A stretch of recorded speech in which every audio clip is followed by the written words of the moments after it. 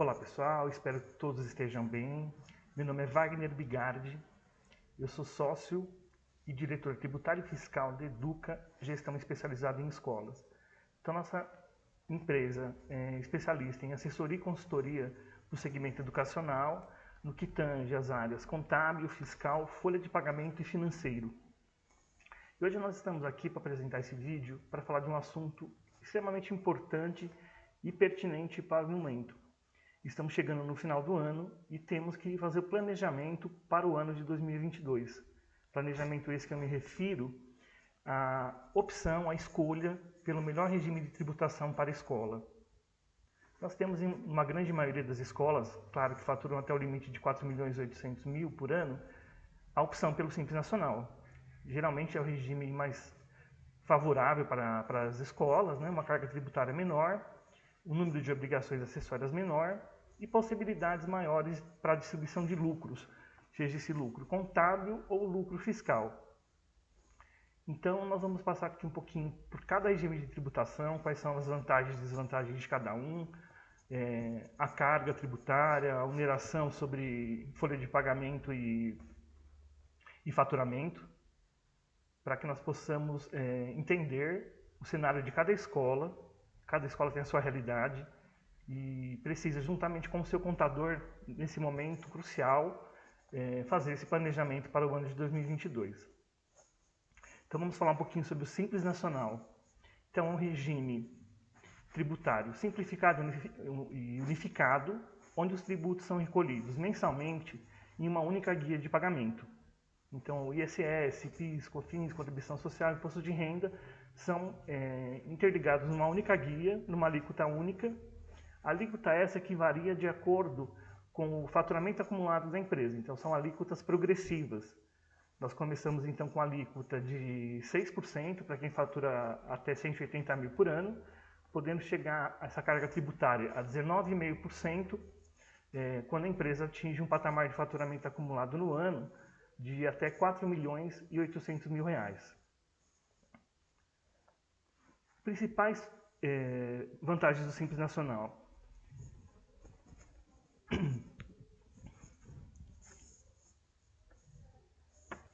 Quais as principais vantagens de optar pelo Simples Nacional e efetuar o recolhimento por esse regime? O recolhimento unificado dos tributos, como já mencionei, né, em uma única guia mensalmente.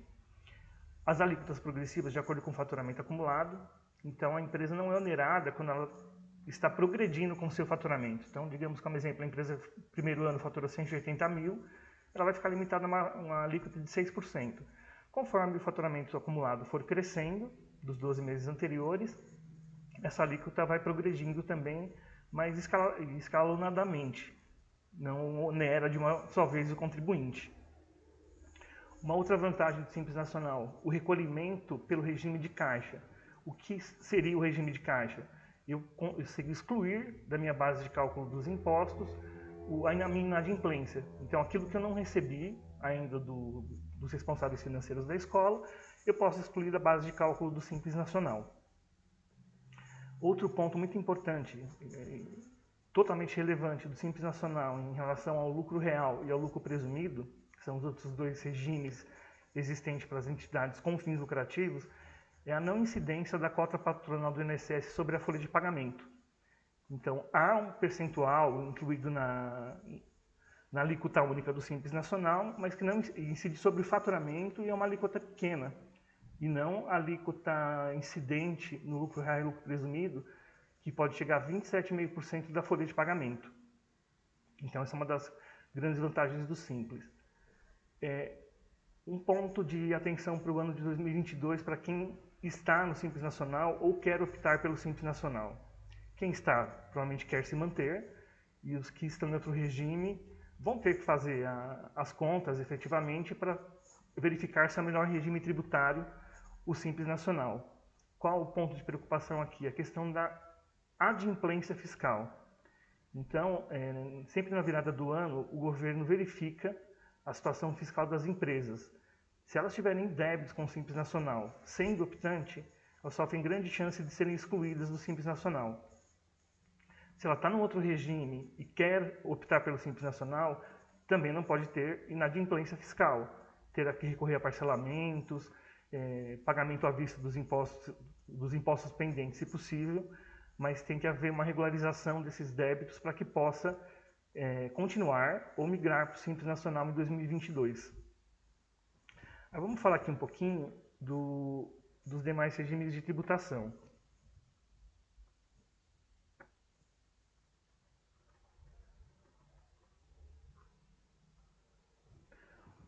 Outro regime tributário existente, né? O lucro real. O lucro real, como o próprio nome diz, a base de incidência de imposto de renda e contribuição social é aferido através da seguinte conta: receitas menos despesas, chega no meu resultado líquido. Então, sobre esse resultado líquido, então vamos falar agora um pouquinho sobre o regime de tributação lucro real. Então, o que vem a ser o lucro real? É uma fórmula basicamente simples, né? Eu excluo das minhas receitas, das minhas despesas. Falando então um pouco do regime tributário de lucro real, consiste no quê? Eu abato das minhas receitas as despesas ocorridas no período e chego no lucro líquido. Havendo esse lucro líquido, haverá tributação de imposto de renda e contribuição social. Dependendo do lucro que a empresa oferece nesse período, a carga tributária pode chegar a 34% sobre esse lucro. Tá? E sobre o faturamento incide mensalmente o PIS e COFINS. Para quem é vantajoso estar no lucro real? É uma empresa que apresente prejuízo no período e não possa ser optante pelo Simples Nacional, ou até mesmo que pudesse ser optante pelo Simples Nacional, mas apresenta um prejuízo onde ela não vai recolher, então basicamente ter alta, em torno de 27,5% da folha de pagamento mensal da escola. Ele pode ser interessante também para as empresas que tenham uma lucratividade menor do que 32% sobre o faturamento. O porquê esses 32%? Que é o percentual de presunção que existe no lucro presumido, que é um outro regime de tributação que nós vamos falar em seguida. Então, a escola tendo um percentual de presunção menor que um lucro menor que 32%, o lucro real também é interessante. Agora, o lucro presumido. Como o próprio nome diz, o governo presume qual percentual de lucro que cada atividade tem. Então, basicamente, na escola, ele presume que uma escola tem um lucro de 32% sobre o seu faturamento.